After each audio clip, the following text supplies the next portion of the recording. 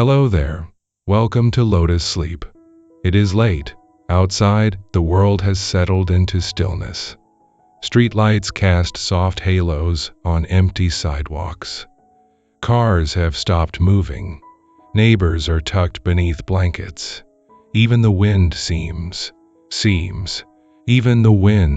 to hold its breath. But inside you, something stirs. Your body lies still, perhaps even heavy with exhaustion, yet your mind races. Thoughts loop like old film reels. Conversations replayed, decisions questioned, worries rehearsed. You glance at the clock, 2:17 a.m. Again.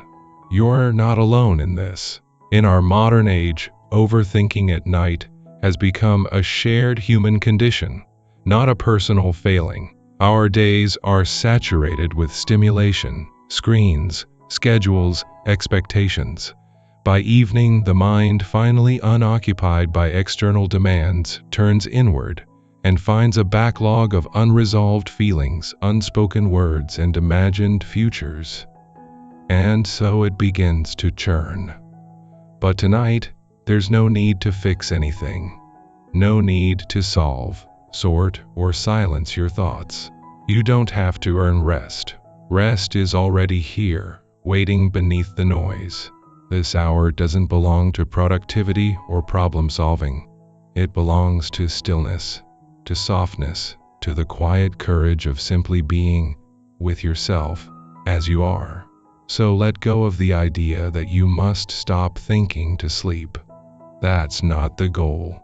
The goal is to stop fighting, to soften, to allow. You are safe, the night holds you, and whatever arises in your mind, it too is part of this moment, not an enemy. Just another ripple in the vast ocean of awareness. Breathe. You don't need to fix anything tonight. When the lights go out and the world falls silent, something curious happens inside us. The mind, which during the day was occupied with tasks, conversations, screens, and schedules, suddenly finds itself unoccupied and begins to ruminate. Thoughts that were buried beneath the noise of daytime life rise to the surface, like sediment stirred in still water. You replay a conversation from hours ago. You worry about a decision you must make tomorrow.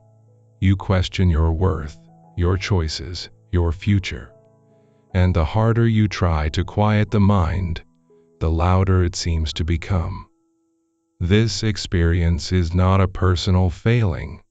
It is a natural consequence of how the human mind functions, especially in the modern world, where constant stimulation has trained us to avoid inner stillness.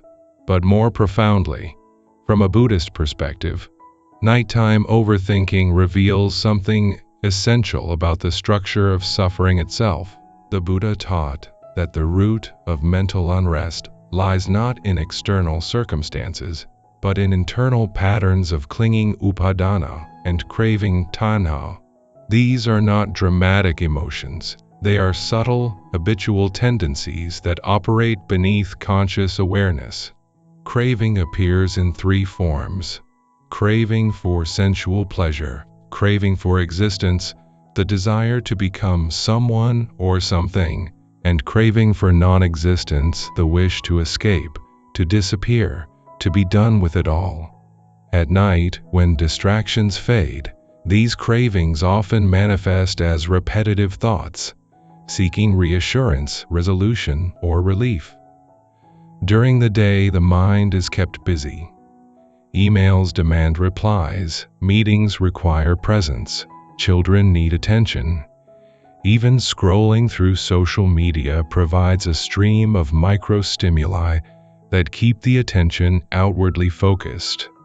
In this state, the underlying currents of anxiety, regret, or uncertainty are temporarily suppressed, not resolved but covered over, like leaves blown across a pond's surface. The water may appear calm, but the depth remains turbulent. Night removes that cover. With no external demands, the mind turns inward and encounters what it has been avoiding. This is not pathology, it is honesty. The nighttime mind is simply revealing what has been held in abeyance all day long. In the Samyutta Nikaya, the Buddha compares the untrained mind to a wild elephant. Powerful, unpredictable, easily startled. Without training, it wanders wherever it pleases, pulled by sights, sounds, memories, and fears. But the goal of practice is not to chain the elephant, nor to kill it, but to gently guide it toward stillness through repeated, kind redirection. This is crucial. Overthinking is not the enemy. It is a signal, a sign that the mind is seeking safety, coherence, or control in a world that feels uncertain. The problem arises not from the thoughts themselves, but from our relationship to them. We grasp at pleasant thoughts. If only I had said that differently, everything would be fine. Push away unpleasant ones. I can't believe I did that. What's wrong with me? And ignore the neutral ones, all while believing these thoughts reflect reality. But thoughts are not facts. They are mental events, conditioned, impermanent, and often repetitive. The Buddha called them papanka, conceptual proliferation, the mind's tendency to spin stories out of raw experience. A simple sensation, tightness in the chest, becomes, I'm having a panic attack, which becomes, I'll never sleep, which becomes, I'll fail at work tomorrow, which becomes, my life is falling apart. Each step feels logical, but each is a layer of interpretation, not direct perception. At night, this proliferation accelerates because there is nothing else to do. The mind, left to its own devices, begins to weave narratives from fragments of memory and anticipation. And because these narratives feel so real, so urgent, we respond as if they were true. We tense, we plan, we resist, and in doing so we feed the very cycle we wish to escape. The Buddhist path offers a different response, not suppression, not analysis, but clear-seeing vipassana. This does not mean dissecting thoughts or trying to understand their origin. It means recognizing their nature, transient, impersonal, and empty of inherent meaning.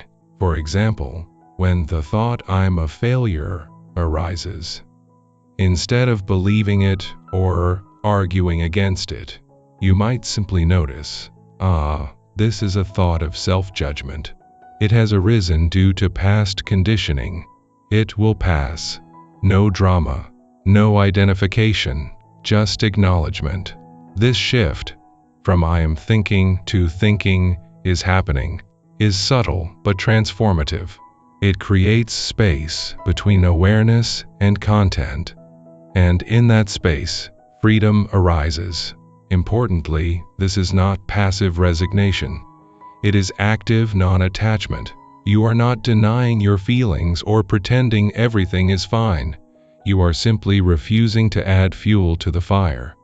As the Dhammapada says, hatred is never appeased by hatred. By non-hatred alone is hatred appeased.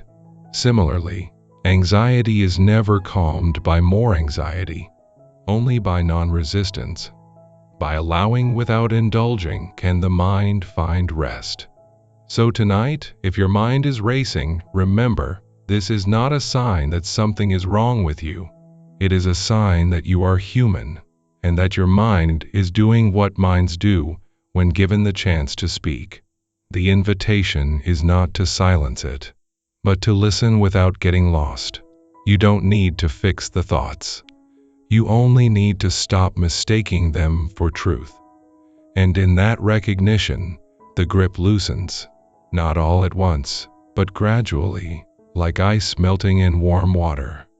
The thoughts may still come, but they no longer carry the weight of identity. They become weather passing through the sky of awareness, visible, temporary, and ultimately harmless. This is the heart of the Buddhist approach, not to eliminate experience, but to change our relationship to it. When we stop fighting the mind stops fighting itself. And in that peace, sleep often returns, not as a reward for effort, but as the natural state of a mind that has been allowed to rest.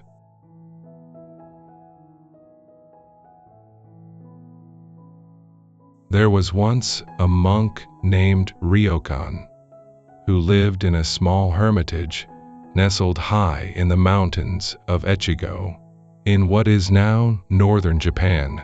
He was known not for his scholarly brilliance or dramatic awakenings, but for his quiet presence, his laughter like wind through bamboo, his movements unhurried, his heart open as an empty bowl. He wore tattered robes, wrote simple poems on scraps of paper, and often played with village children as if he were one of them. But even such a man knew nights of unrest. It happened during the deep winter, when snow blanketed the earth and silence pressed against the windows like a held breath. Ryokan had returned from a long walk through the pine forest, his feet numb, his spirit weary. He lit a single candle, poured a cup of weak tea, and sat by the hearth, watching the embers glow. He expected sleep to come easily. His body was tired. His day had been simple. No arguments, no decisions, no visitors, just walking, sweeping, sitting. Yet when he lay down on his thin mat, his mind would not settle. At first, it was a whisper, a memory of a letter he'd received weeks ago from a former student, now lost in worldly ambition. Ryokan had written back with kindness, but doubt crept in. Did I say enough? Did I say too much? Then came another thought. The roof leaks near the east wall. Spring will come, but will I have the strength to mend it? And then another. Am I truly living the Dharma, or just hiding in solitude? One thought led to another, not loudly, but persistently, like snowflakes falling one after another, each soft, yet together forming a heavy drift. He tried the usual remedies. He focused on his breath. He recited the name of Amida Buddha. He reminded himself of impermanence. All this will pass. But the thoughts didn't vanish. If anything, his efforts seemed to give them more weight. As if by resisting them, he confirmed their importance. Frustration rose, not anger exactly, but a quiet ache of helplessness. Even after all these years, he thought, the mind still churns like a river in flood. Then, in a moment of surrender, not resignation, but genuine openness, he stopped trying to fix it. He sat up slowly, wrapped his robe tighter, and spoke aloud, not to anyone, but to the darkness itself. Ah, so you've come again. He didn't mean the thoughts as enemies.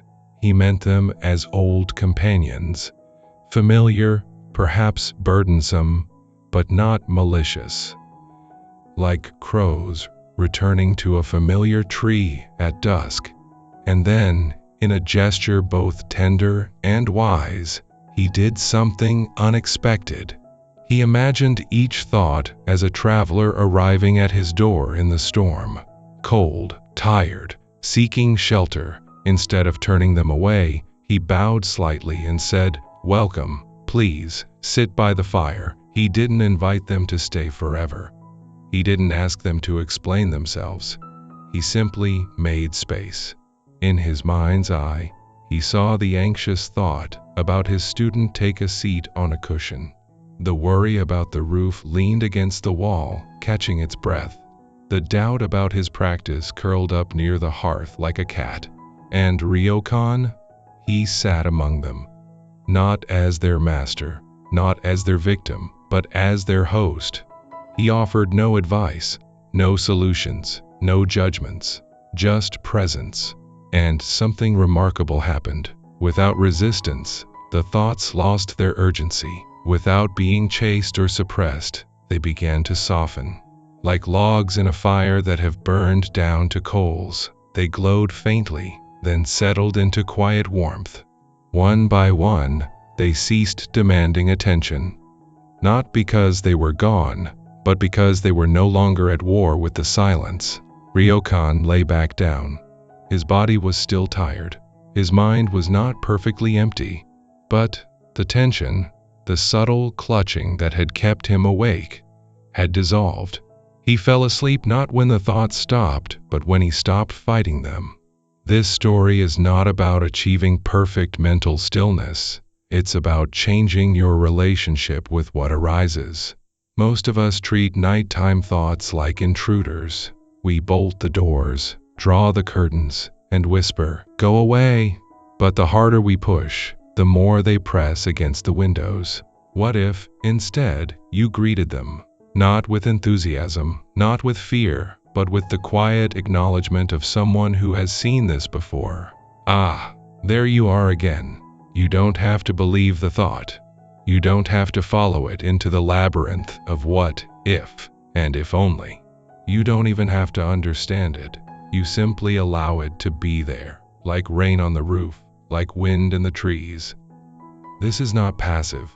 It's profoundly active. The act of non-resistance. In Zen, this is sometimes called turning toward. Instead of fleeing discomfort, you lean into it, not to fix it, but to meet it. And in that meeting, its power dissolves. Tonight, if a thought arrives, about a mistake you made, a conversation you dread, a fear that you'll never sleep, you can try Ryokan's way. Whisper inside, "You're welcome here." Rest a while, then return your attention, not forcefully but gently, to the feeling of your body on the bed, the rise and fall of your chest, the quiet rhythm of your breath. You are not abandoning the thought. You are simply choosing not to build a home around it. And in that spaciousness, sleep often finds its way back to you. Because sleep doesn't require a silent mind. It only requires a kind one.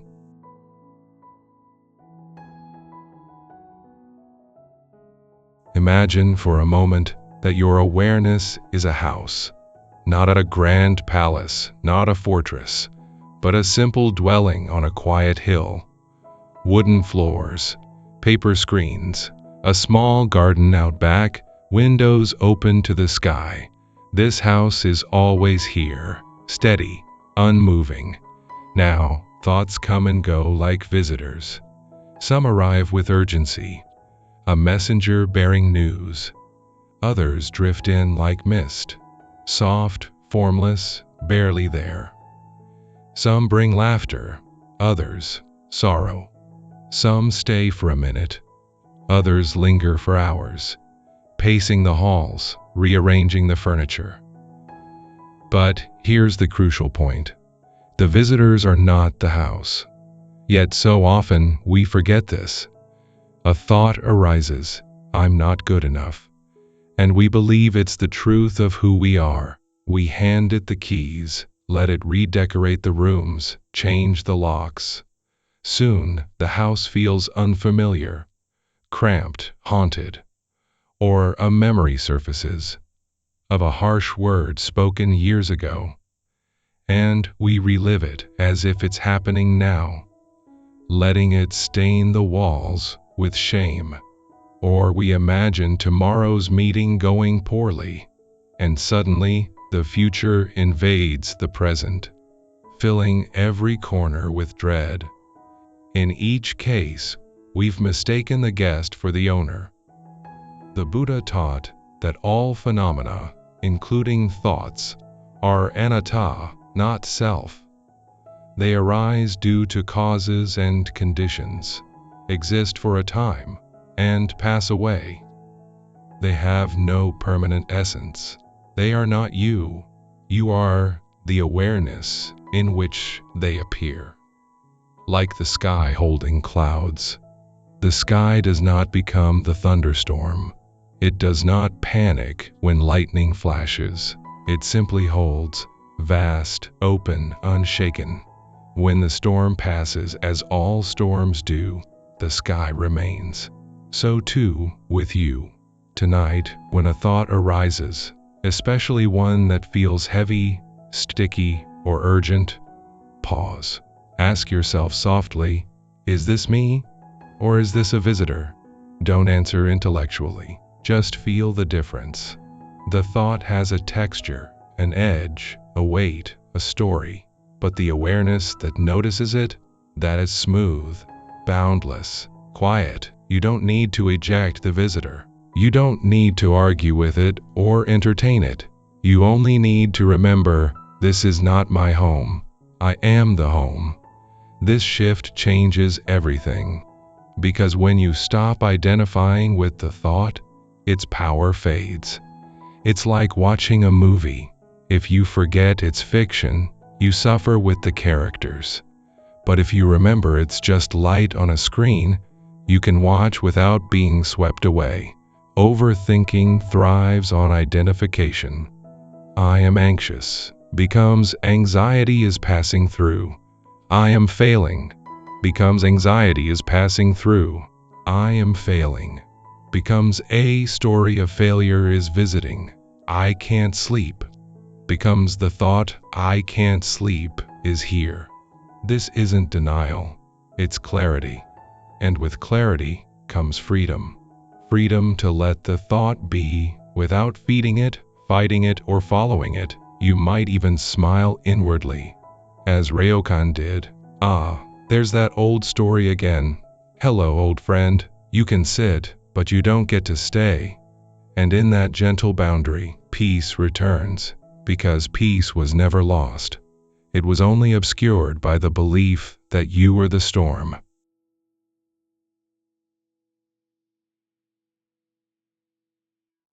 Forget everything you think you know about meditation.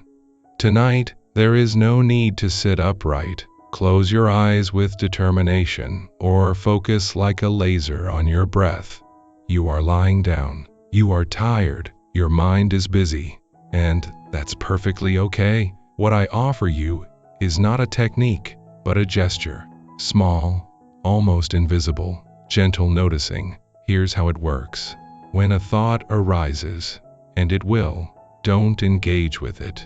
Don't analyze it. Don't judge yourself for having it. Simply whisper inside, very softly, thinking, that's all. No need to label it worry or regret or planning. No need to trace where it came from or where it's going. Just acknowledge its presence, like noticing a bird flying across the moon.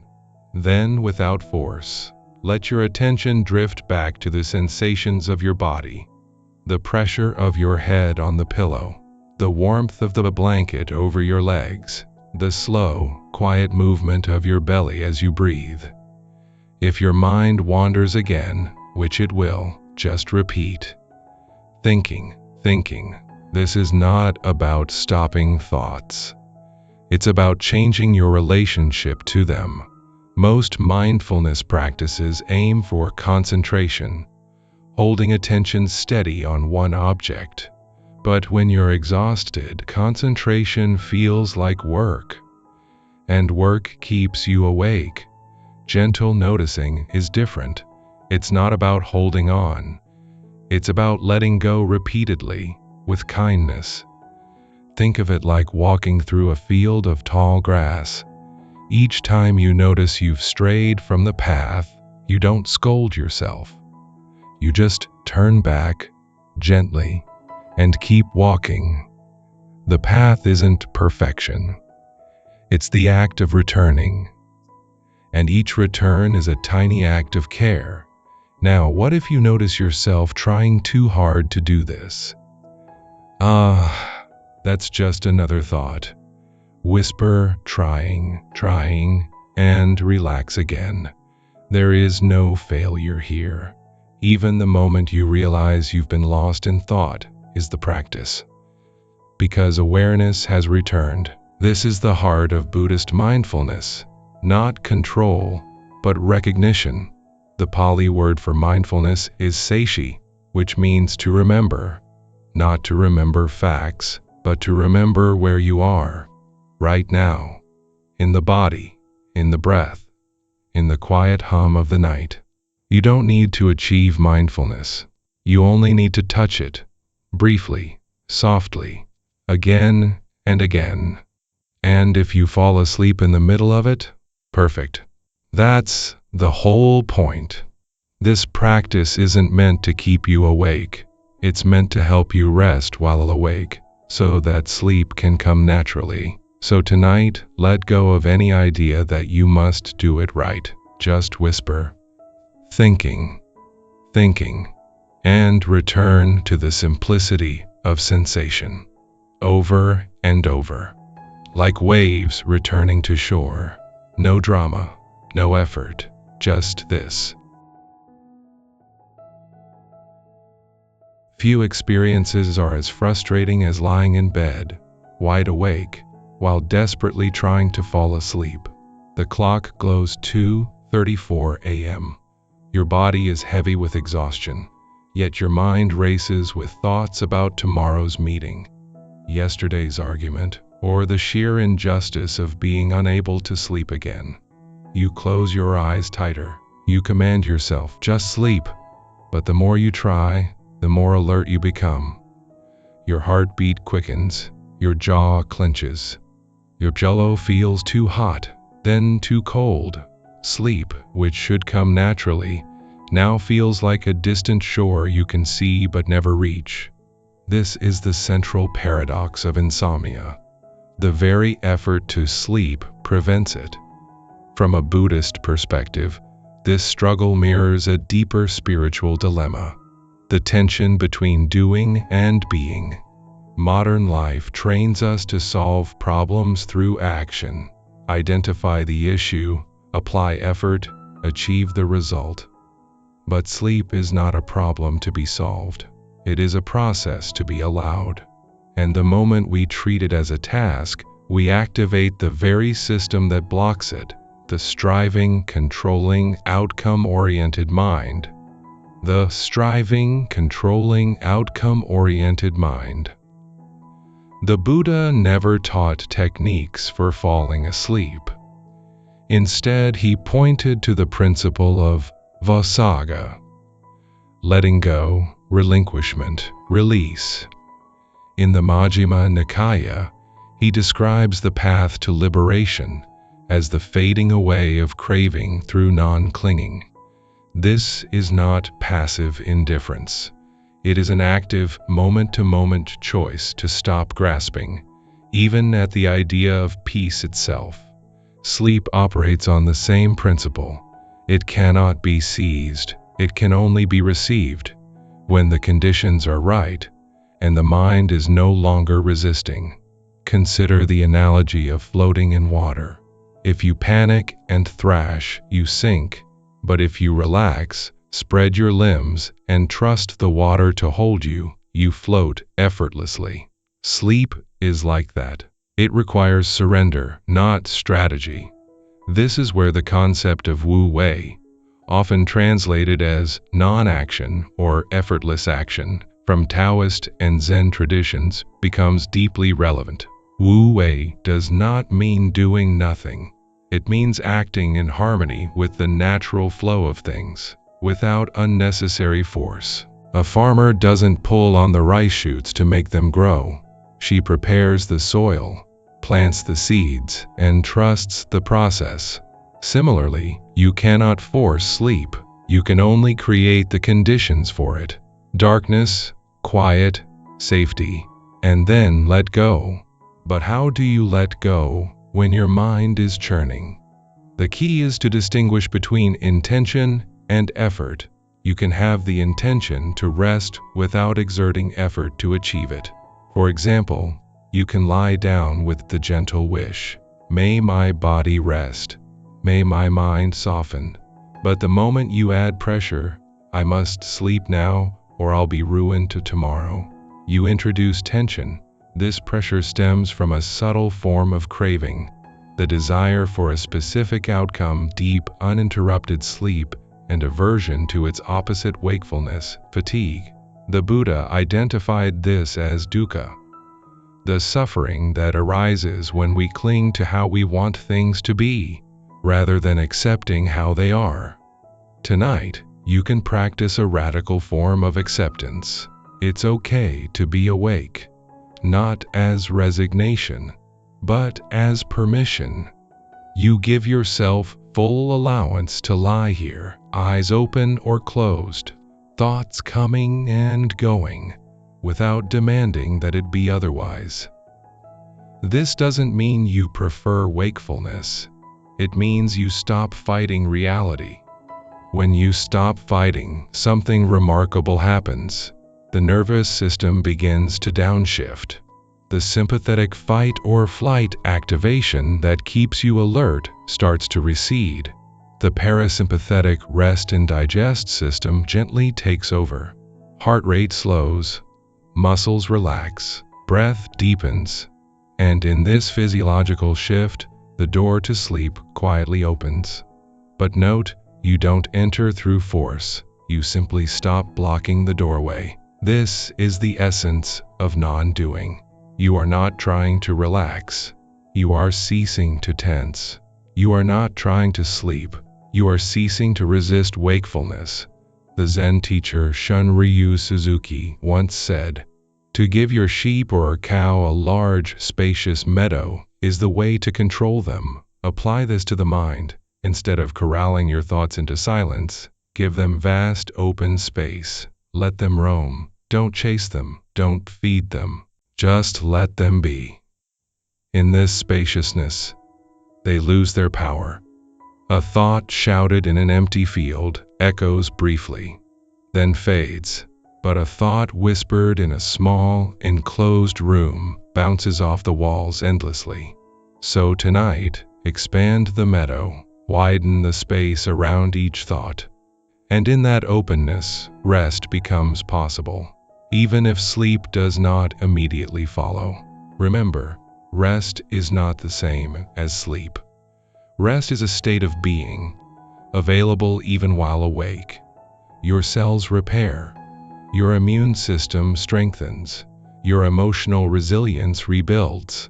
All of this happens when you stop struggling. Therefore, give yourself this gift. I don't need to sleep deeply tonight. I only need to rest. Repeat it. Mean it. Feel the relief in your shoulders, your jaw, your belly.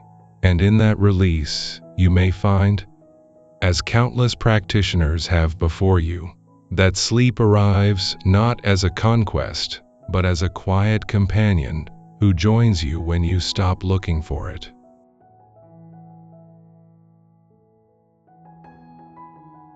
One of the most enduring Zen stories comes from the Tang Dynasty in China.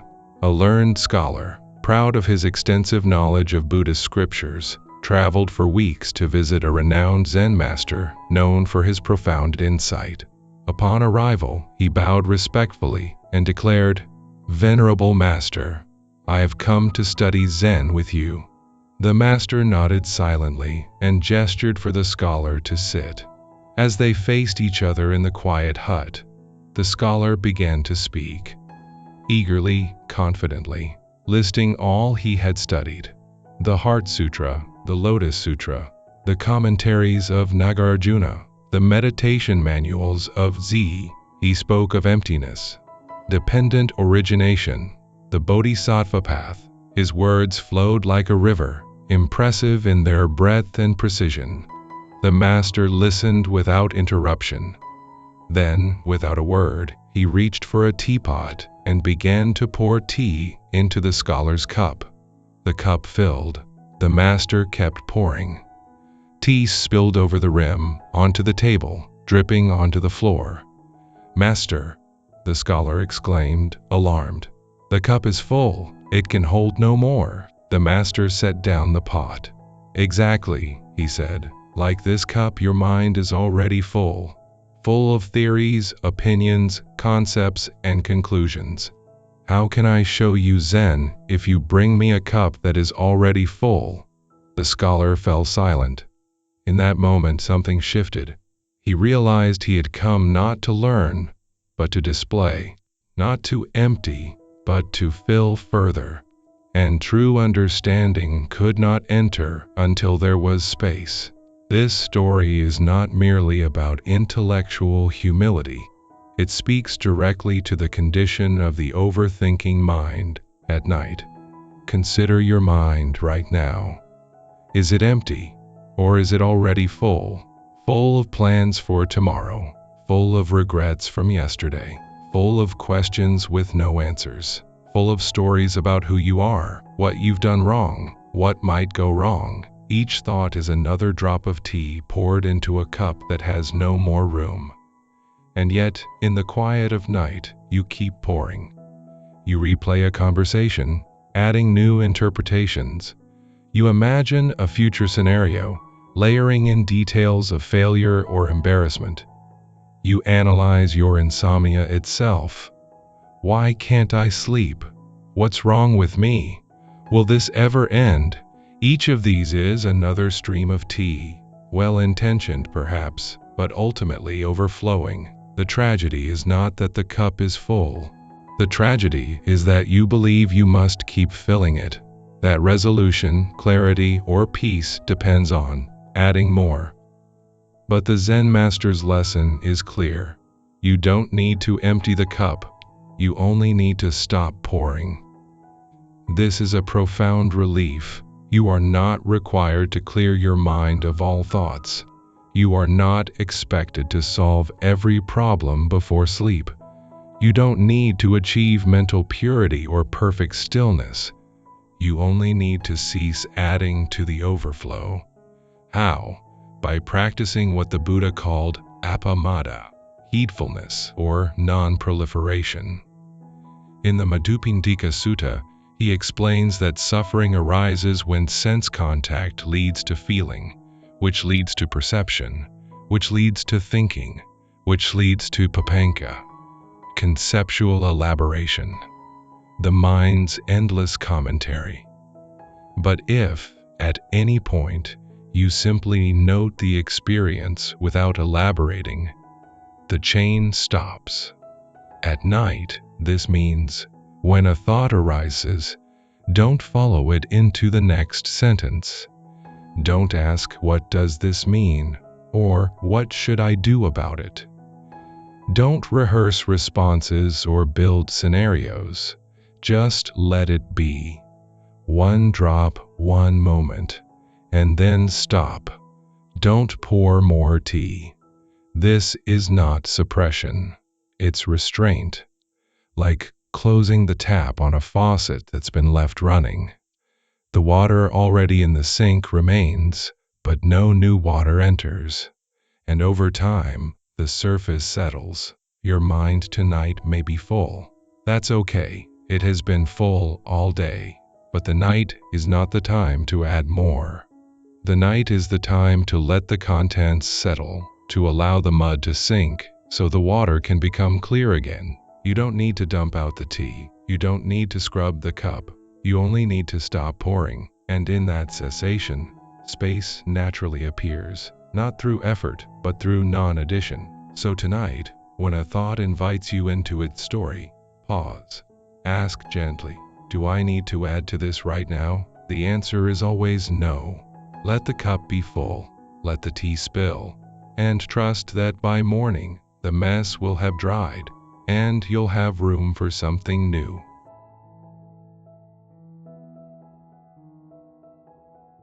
When the mind is lost in thought, spinning stories of past and future, it has left the present moment.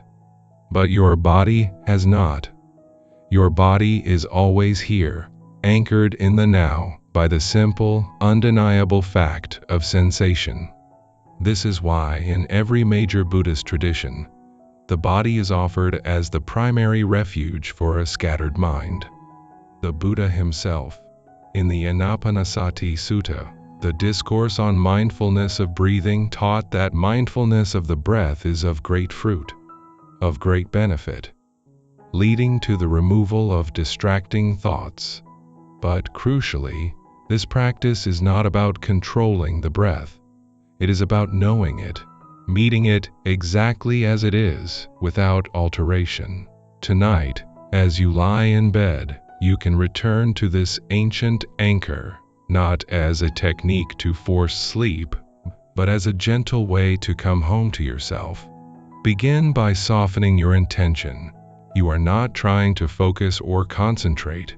You are simply allowing your attention to rest lightly on the breath, like a butterfly landing on a leaf.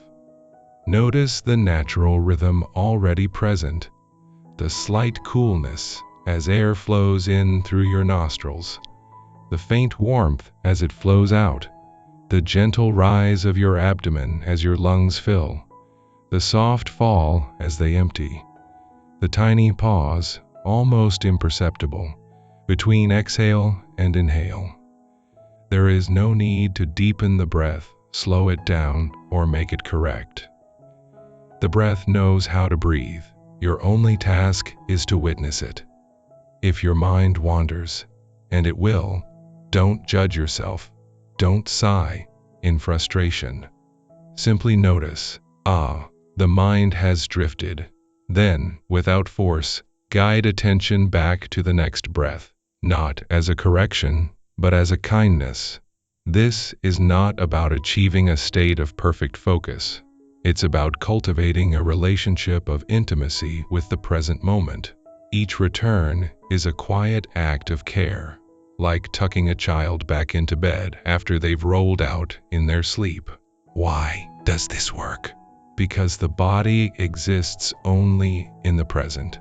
Thoughts live in time, past memory, future projection.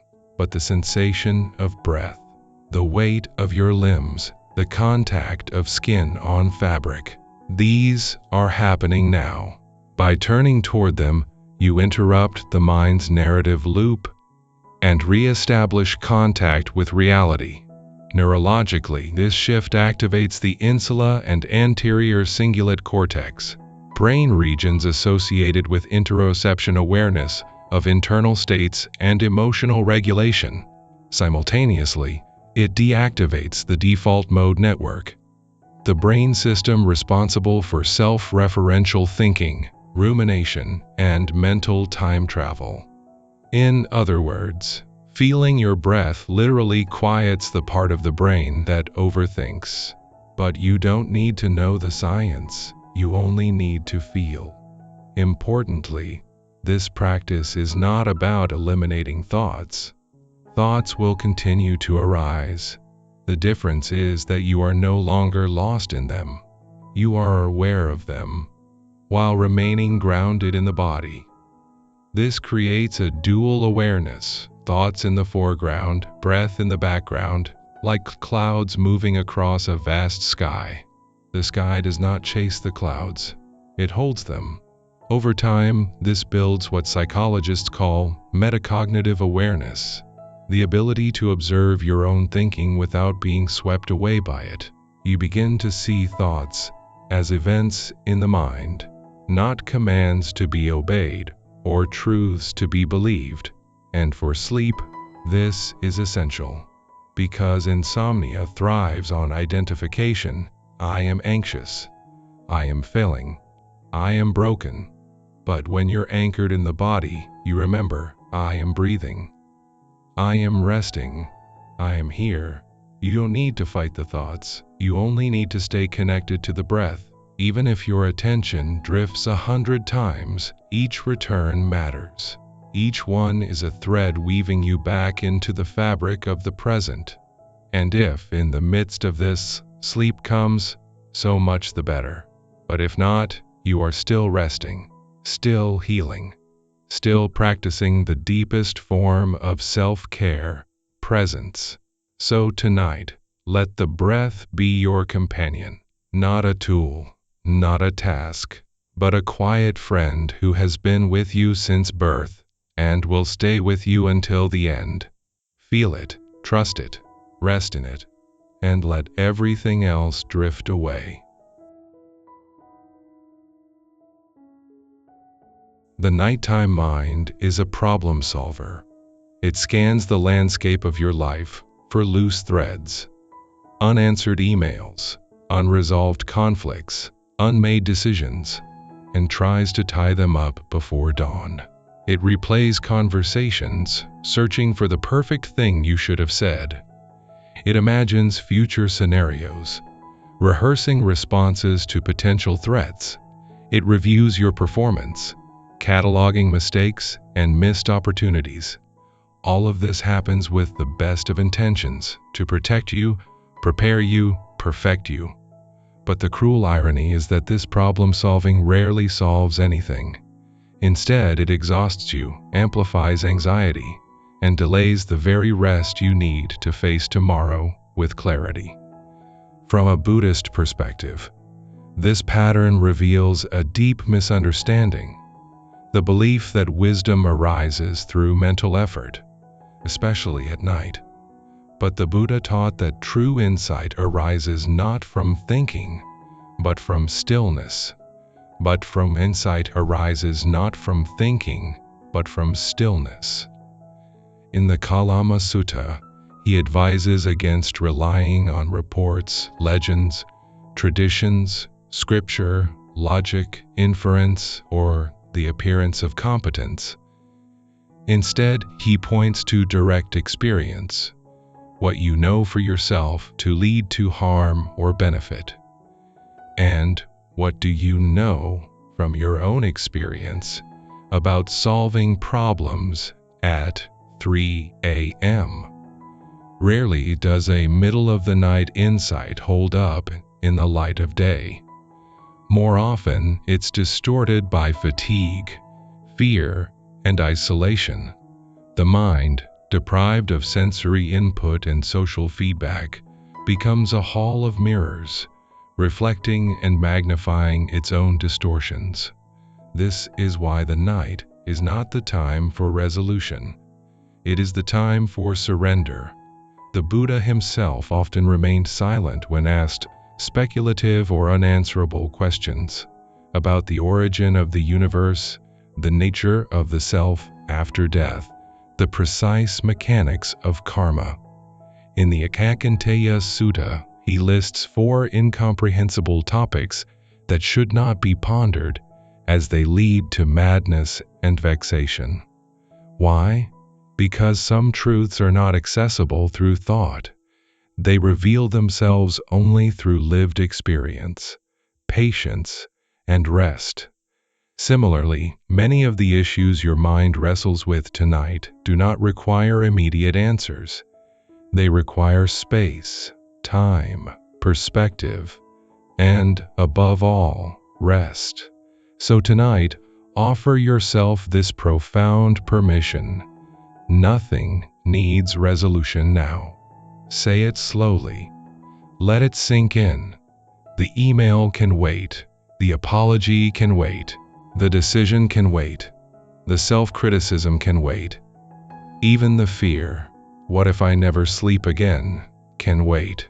Because right now, in Sio, Mwao, Hai, Nei, because right now, in this moment, you are safe, you are slow, you are held by the darkness, not threatened by it.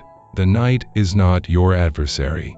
It is your ally, a sacred container where the soul replenishes, the nervous system resets, and unconscious processing integrates the day's experiences. Modern neuroscience confirms this. During sleep, the glymphatic system clears metabolic waste from the brain, including beta-amyloid proteins linked to cognitive decline. Memory consolidation occurs. Emotional regulation is restored. None of this happens through thinking. It happens through letting go. Therefore, the wisest action you can take tonight is inaction, to stop trying to figure things out. Instead, repeat softly to yourself, like a lullaby for the anxious mind. Nothing needs resolution now. Nothing needs resolution now. Nothing needs resolution now. Let this phrase become a mantra of trust. not denial, but discernment. You are not saying the issue isn't important. You are saying, this is not the time. The Buddha compared the wise person to a skilled archer who knows when to draw the bow and when to rest it. Drawing constantly leads to breakage. Resting allows strength to return. So rest your bow tonight. Trust that the answers you seek are not hiding in the dark corners of your mind. They are waiting in the light of a rested heart. Many problems dissolve on their own after sleep. Others become manageable. A few remain, but you will face them with greater resources. Until then, let them be. Close the mental office. Turn off the inner committee. End the emergency meeting. The night is not a boardroom. It is a sanctuary. And in that sanctuary, you are not required to perform, produce, or perfect. You are only asked to be, to breathe, to rest, to trust, because wisdom doesn't rush, it ripens. And sometimes the most profound insight is this: it can wait until morning. There is no finish line here, no grand conclusion, no final instruction to follow. You've already arrived. All this time, you've been searching for a way to quiet the mind, to still the thoughts, to finally get to sleep. But what if the very search is what keeps you awake? What if peace isn't something you achieve, but something you uncover by ceasing to chase it? This is the quiet truth the Buddha pointed to again and again. Liberation isn't found in the future, after effort or attainment. It's already here, in the space between thoughts, in the pause after a breath, in the simple fact that you are aware right now. And so, as we come to the end of this night's journey together, I invite you not to do anything more, not to try, not to fix, not even to let go with effort. Instead, simply rest. Not in sleep, but in awareness itself. Because awareness is always present, even when thoughts are loud, even when the body is restless, even when you believe you're failing at rest. Awareness doesn't waver. It doesn't judge. It doesn't demand results. It simply holds, vast, open, and kind. Like the night sky holding the stars. You don't need to become aware. You already are. What you can do is stop covering it over with striving. Tonight, let go of the idea that you must know when sleep comes. In fact, the moment you notice you're asleep, you're already waking up.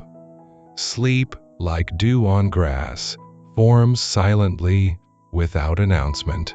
Without fanfare. You never see it happen. You only wake to find it was there all along. So don't watch for sleep. Don't check for it. Don't measure your progress. Just be here. Feel the weight of your body sinking into the mattress. Not because you're forcing it, but because gravity is doing its gentle work. Notice the rhythm of your breath, not as an object to control, but as a quiet tide already moving through you. Hear the sounds around you, the hum of the refrigerator, the distant sigh of wind, not as distractions, but as part of this moment's texture. This is not meditation. It's not mindfulness practice. It's not even trying to relax. It's simply allowing yourself to be exactly as you are, awake or not, calm or not, peaceful or not. And in that allowance, something shifts, not dramatically, not all at once, but softly, like a candle flame dimming not because it's blown out, but because the room has grown darker, and the light is no longer needed. You begin to rest, not despite the thoughts, but with them, not by silencing the mind, but by ceasing to identify with its stories. You see that thoughts come and go, but the awareness that notices them remains unchanged, like the ocean beneath the waves. The waves may rise and crash, but the ocean is never disturbed. This is the heart of non-dual awareness, taught in both early Buddhism and later Mahayana traditions. You are not separate from experience. You are the space in which it unfolds. So when a thought arises, I am still awake. This isn't working. I'll be exhausted tomorrow. Don't push it away. Don't believe it. Just notice. Ah, this is thinking. Then return, not forcefully, but gently, to the feeling of your body, the sound of your breath, the quiet dark behind your eyelids. No need to stay present. Presence is already here. You only need to stop leaving it. And if you drift off in the middle of a sentence, if your attention softens so completely that you forget you were listening, that's perfect. That's the point. Because falling asleep isn't something you do. It's something that happens when you stop preventing it. Think of it like this. During the day, you hold yourself upright. Physically, mentally, emotionally. You maintain posture, focus, identity. But at night, the invitation is to release that holding, to let the shoulders drop, to let the jaw soften, to let the story of me dissolve into the background hum of being. Sleep is the natural result of that release. But even if sleep doesn't come right away, rest is still possible. True rest isn't defined by closed eyes or slowed brainwaves. It's defined by non-resistance, by the absence of inner war. You can be fully awake and deeply rested if you're not fighting reality. So tonight, give yourself permission to simply be, not to become calm, not to become sleepy, not to become anything other than what you already are. A human being, lying in the dark, breathing, aware, imperfect, and whole. There is nothing missing, nothing broken, nothing to fix. You don't need to earn rest. Rest is your birthright. It's woven into the fabric of existence, available in every breath, in every pause, in every moment you stop reaching for something else. And as you lie here, let the boundary between inside and outside soften. Let the sense of you relax, not into nothingness, but into boundlessness. You are not just the body on the bed. You are also the air touching your skin, the silence surrounding you, the vast night holding everything. This isn't poetry. It's direct experience. When the mind stops labeling and starts sensing, feel how your breath connects you to the world, air entering, air leaving, borrowed for a moment, then returned. Feel how your body is held by the earth, supported without condition. Feel how your awareness includes everything, thoughts, sounds, sensations, without being owned by any of it. In this openness, there is no insomnia. There is only experience unfolding. And in that unfolding, peace is not the absence of disturbance, but the presence of acceptance. So let go of the goal of sleep. Let go of the fear of wakefulness. Let go of the story that you're failing at rest. None of it matters right now. What matters is this breath, this sensation, this moment, and the next, until the moments blur and the edges soften and the you that was trying so hard to rest simply disappears into the quiet, not with a bang, but with a sigh, not as an achievement, but as a homecoming. Because sleep isn't something you find, it's something you remember. You've done it every night of your life. Your body knows the way. Your nervous system knows the way. Even your mind, so busy, so loyal, knows when to lay down its burdens and rest. So trust it. Let the night carry you. You don't need to steer. You don't need to know when you arrive. Just rest in awareness, wide, open, ungrasping. Let sounds come and go. Let thoughts drift like clouds. Let your body sink deeper, not by effort, but by release. You are not trying to become unconscious. You are allowing consciousness to soften, like moonlight fading into dawn, like a river meeting the sea, like a friend returning home after a long journey. And somewhere in that stillness, without announcement, without your knowing, sleep arrives. Not as a reward, not as a victory, but as a quiet companion who has been waiting for you all along.